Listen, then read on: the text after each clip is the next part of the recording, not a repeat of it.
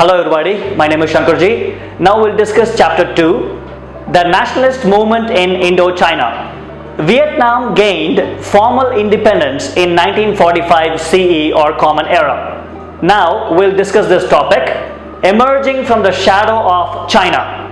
Indo-China comprises the modern countries of Vietnam, Laos and Cambodia, deeply influenced by the Chinese culture.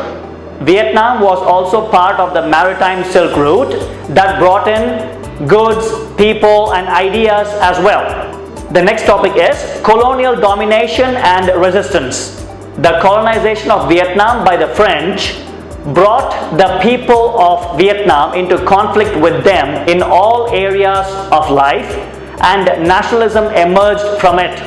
French troops landed in Vietnam in 1858 CE or Common Era, and by the mid-1880s they had established a firm grip over the northern region. After the Franco-Chinese War, the French assumed control of Tonkin and Annam, and in 1887 CE or Common Era, French Indochina was formed. Nationalist resistance also developed in the following decades as well. Next topic, why the French thought colonies necessary. The reasons were as follows. Number one, they were essential to supply natural resources and other essential goods. Number two, they wanted to bring the benefits of civilization to backward people. Number three, to expand their areas of control and to further their imperialist aims. So the French built canals and draining lands into the Mekong Delta to increase cultivation, mainly rice. Rice production increased due to the vast system of irrigation works, canals and earthworks, and by 1931 CE or Common Era, Vietnam had become the third largest rice exporter in the world. This was followed by various infrastructure projects to help transport goods for trade, move military garrisons, and control the entire region. They also constructed the Trans-Indo-China railways or rail networks, linking all the countries in the region as well. Now we'll discuss this next topic. Should colonies be developed? Everyone agreed that the colonies had to serve the mother country's interests. But the question was, how? Some like Paul Bernard, an influential writer and policy maker, strongly supported industrialization to develop the colonial economies. He argued that the purpose of acquiring colonies was to make profits mainly.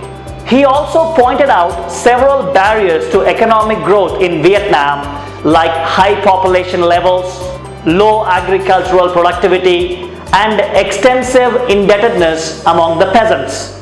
Vietnam's economy was primarily based on rice cultivation and rubber plantations owned by the French and a small Vietnamese elite. Rail and port facilities were set up to service this sector, and indentured Vietnamese labor was widely used in the rubber plantations. In the rural areas, landlordism spread and the standard of living declined. Now we'll discuss this topic, the dilemma of colonial education. French colonization was based on economic exploitation and was also based on the idea of a civilizing mission as well. Education was seen as one way to civilize the natives. However, the French had to resolve a dilemma of how much education is to be given to the Vietnamese. The reasons for this dilemma are as follows. Number one, once educated, the Vietnamese may begin to question colonial domination.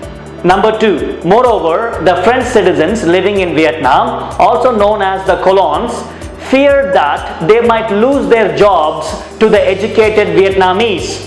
So they opposed the policies that gave the Vietnamese full access to French education. Now we'll discuss this topic, talking modern. To consolidate their power over the Vietnamese, the French had to counter the Chinese influences. So they systematically dismantled the traditional education system and established French schools for the Vietnamese.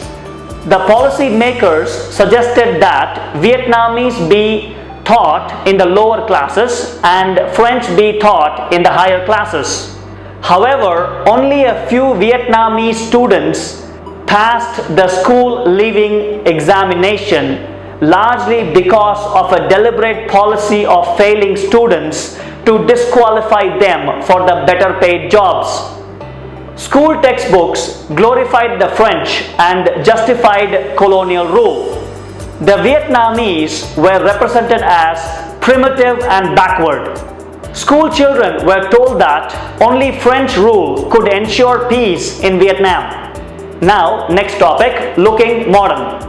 The Tonkin Free School was started in 1907 CE or Common Era to provide a Western style education which included classes in science, hygiene and French.